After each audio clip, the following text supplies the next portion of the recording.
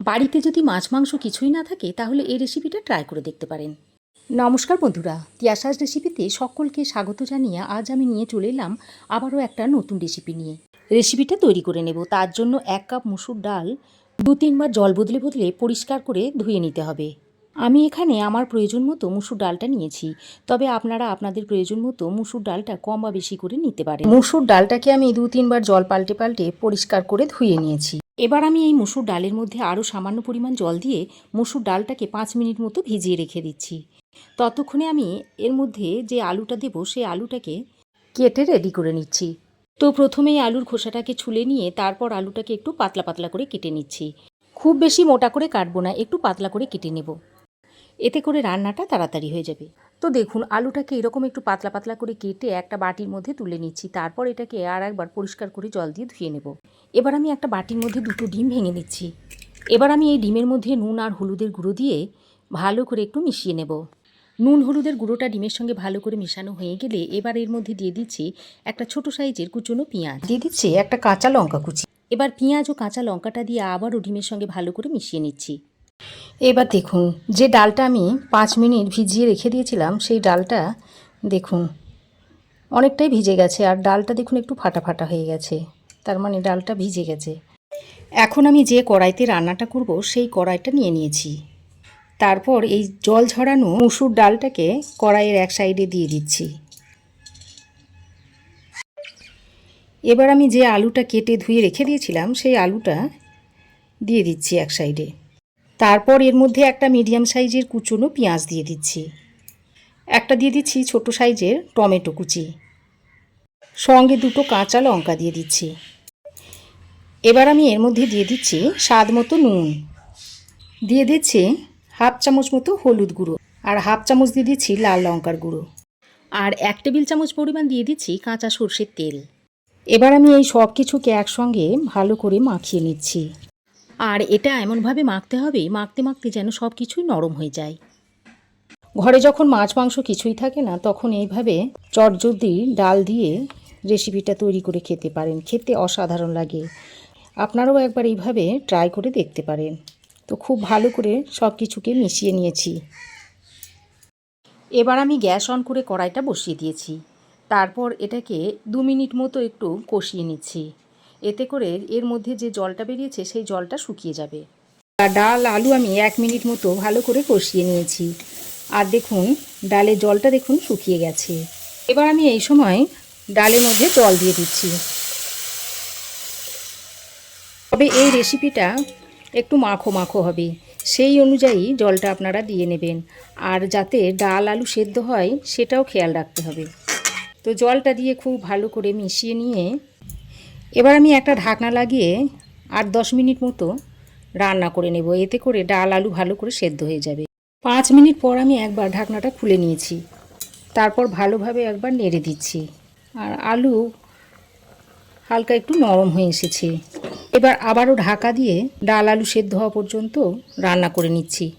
ওদিকে ডাল আলুটা সেদ্ধ হতে হতে আমি ততক্ষণে আরও একটা অন্য কড়াই গরম করে নিয়েছি।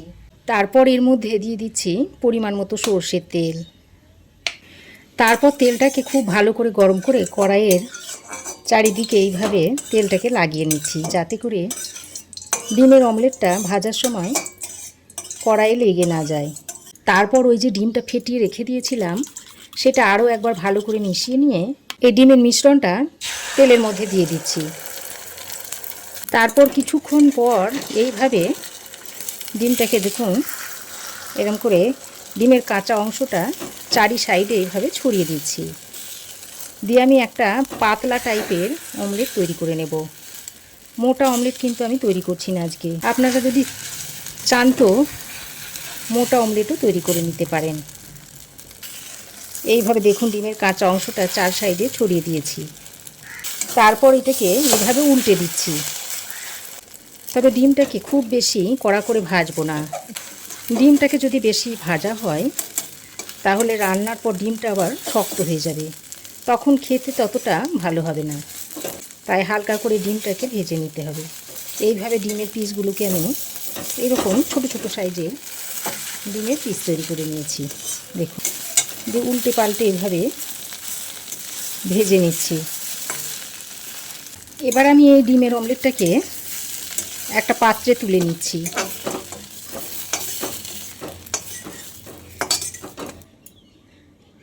অমলেট ভেজে তুলে নেওয়ার পর ওই কড়াইয়ে আমি আরও কিছুটা সর্ষের তেল দিয়ে দিচ্ছি। এবার তেলের মধ্যে ফোড়নে দিয়ে দিচ্ছি কয়েকটা শুকনো লঙ্কা, দিয়ে দিচ্ছি হাফ চামচ পরিমাণ গোটা জিরে। ফোড়নটা ফুটে উঠলে এবারে একটা কুচনো পেঁয়াজ দিয়ে দিচ্ছি। পেঁয়াজটা দিয়ে ফোড়নের সঙ্গে বেশ খানিকক্ষণ ভেজে নিতে হবে, যেন পেঁয়াজের মধ্যে একটা ব্রাউন কালার এসে যায়। তো দেখুন পেঁয়াজ এরকম বাদামি করে ভেজে নিয়েছি। এবার আমি এর মধ্যে 1 চামচ আদা রসুন বাটা দিয়ে দিচ্ছি। আদা রসুন বাটাটা দিয়ে আরও 2 মিনিট পেঁয়াজের সঙ্গে ভেজে নিচ্ছি, যাতে আদা রসুনের কাঁচা গন্ধটা চলে যায়। আদা রসুনটাকে 2 মিনিট ভেজে নিয়েছি। এবার আমি এর মধ্যে দিয়ে দিচ্ছি হাফ চামচ মতো জিরে গুঁড়ো আর হাফ চামচ দিয়ে দিচ্ছি ধনে গুঁড়ো। আর কালারটা যাতে সুন্দর হয় সেই জন্য একটু কাশ্মীরি লঙ্কার গুঁড়োও দিয়ে দিলাম। এবার ফোড়নের সঙ্গে খুব ভালো করে মিশিয়ে নিচ্ছি, তারপর এটাকে নামিয়ে নিচ্ছি। এদিকে দেখুন ততক্ষণে 8-10 মিনিট ডালটাকে রান্না করে নিয়েছি, আর ডাল দেখুন সেদ্ধ হয়ে গেছে, একদম গলে গেছে। আর আলু দেখুন খুব সুন্দর সেদ্ধ হয়ে গেছে, টমেটোগুলো গলে গেছে, সব কিছুই মোটামুটি ভালোভাবে সেদ্ধ হয়ে গেছে। এবার আমি যে ফোড়নটা ভেজে নিলাম সেটা এর মধ্যে দিয়ে দিচ্ছি, আর সঙ্গে ভাজা ডিমটাও দিয়ে দিচ্ছি। তারপর ভালো করে মিশিয়ে নিচ্ছি হালকা হাতে। আর বেশি আমি ফোটাবো না, এই 2 মিনিট মতো ফুটিয়ে নামিয়ে নেব। বেশি ফোটালে আবার ডিমগুলো শক্ত হয়ে যাবে।